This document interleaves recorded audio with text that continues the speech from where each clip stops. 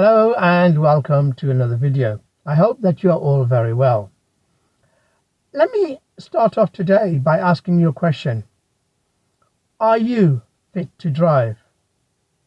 Now, you're most likely thinking about medical conditions which need to be reported to the DVLA.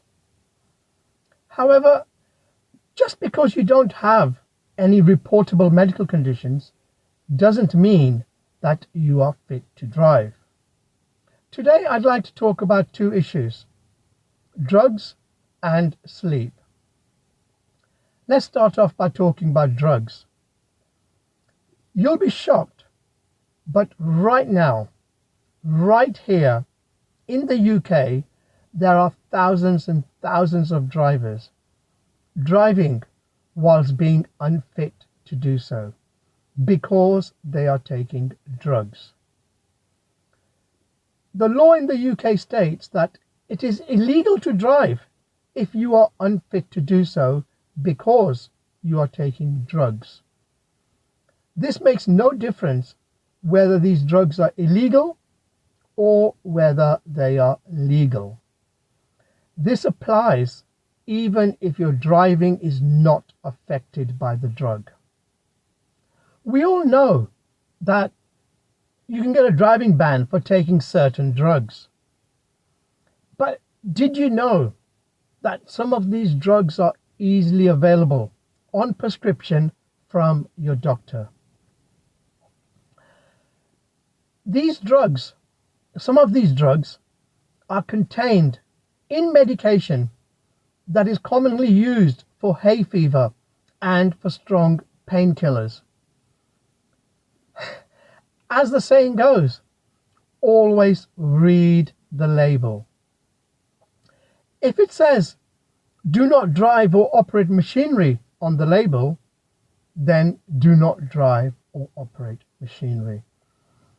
I was going to go through a list of some of these medications that can get you a driving ban, but I was struggling with the pronunciations, so I've put it all in the text below.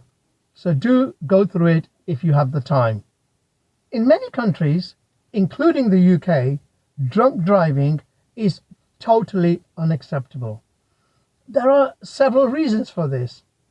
Firstly, alcohol impairs a driver's ability to judge speed and distances. Secondly, it reduces a driver's vision, making it harder for them to spot a hazard. And once the hazard is spotted, makes it harder for them to react to it. However, there is something out there, something very common that is just as bad as drunk driving, or dare I say, even worse than drunk driving. Now, before we continue, I must stress that I am totally against drunk driving. There is no way on this earth that I am saying that drunk driving is acceptable. But this something which can be worse than drunk driving is being sleep deprived. Now consider this. It's 6 o'clock in the morning, you get up, get ready, go to work. After work, you think, well, it's Friday, let's go out for a late meal with friends and colleagues. However, you decide to be sensible and avoid any alcohol at all. 12 a.m, you make your way home. Well, you may feel that you've done nothing wrong. However, a study carried out by leading sleep expert Matthew Walker may surprise you. He discovered that a person who stays awake for 18 hours is just as impaired as somebody who is legally over the drink drive limit. Matthew August's team got a group of volunteers and divided them into two different groups. The first group was given alcohol until they were over the legal drink drive limit. Now that's the group that I wanted to volunteer for, but never mind. The second group was simply kept awake for 18 hours. They were sleep deprived for 18 hours. Both groups then drove a simulator.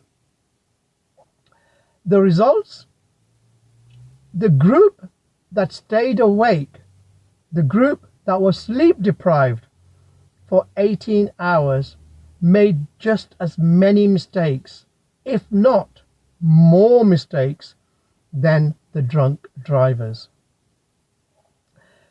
The National Sleep Foundation, they looked at 346 different studies into the lack of sleep, and they discovered that being sleep deprived for 18 hours makes a driver unfit to drive. The side effects of being sleep deprived is having impaired vision, reduced reaction time, and the risk of a micro sleep. When a drunk driver sees a hazard, they will take longer to react to that hazard compared to if they were sober. However, a person who is sleep deprived in a 2-second microsleep will not even see the hazard at all. If they can't see the hazard, then they can't react to it. So, what is the main difference between drunk driving and being sleep deprived whilst driving? Well, if you drink and you drive, you risk getting stopped by the police. You risk losing your license, and you risk a huge fine. However, if you're driving whilst being sleep deprived, then you risk your life. You're risking the lives of other road users. These days, we all lead a busy life, trying to keep up with bills. If you are sleep deprived, please try not to drive.